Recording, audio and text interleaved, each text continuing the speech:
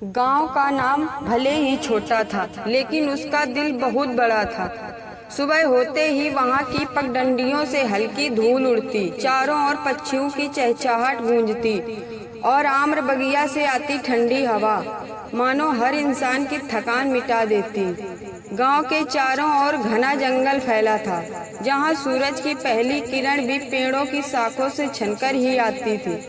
वहीं जंगल में रोजाना दर्जनों लकड़हारों की कुल्हाड़ियों की खटखट सुनाई देती।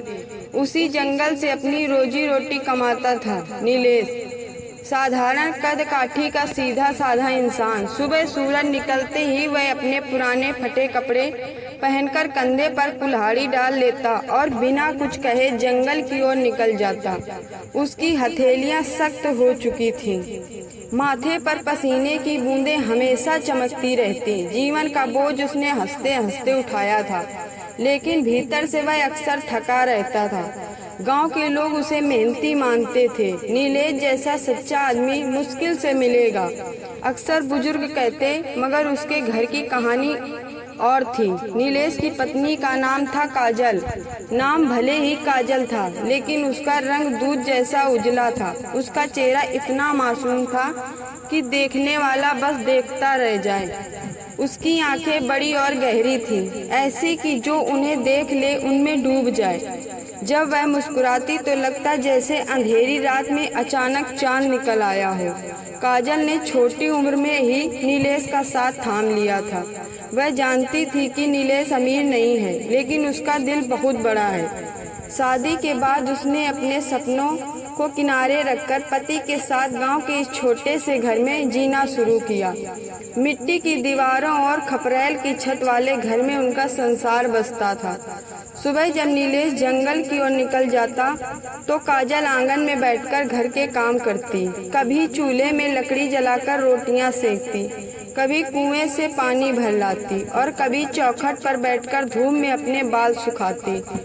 उसकी खूबसूरती की चर्चा पूरे गांव में थी, लेकिन वह अपनी ही दुनिया में खोई रहती। शाम ढलते ही जब नीलेश लकड़ी के गट्ठर के साथ लौटता तो उसकी आंखों में बस थकान होती। वह चुपचाप खाना खाता और फिर चारपाई पर लेटकर नींद में डूब जाता। काजल उससे कुछ कहना चाहती थी, अपनी बातें साझा करना चाहती, मगर हर बार उसके शब्द गले में ही अटक जाते। उसे लगता नीलेश उसकी आंखों में छुपी तन्हाई पढ़ ही नहीं पाता।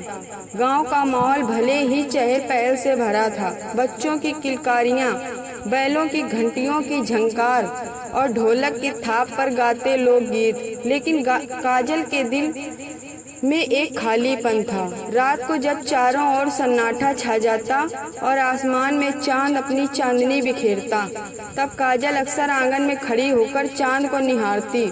उसे लगता मानो चांद ही उसका साथी है, जो उसकी तन्हाई समझता है। कभी कभी हल्की ठंडी हवा उसके चेहरे से टकराती तो वह अपनी आंखें बंद कर लेती और मन ही मन सोचती, काश नीलेश से भी ऐसे ही मेरे मन की बातें कह पाती।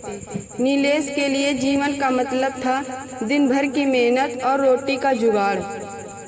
वह अपने अंदर की भावनाएं व्यक्त करना नहीं जानता था।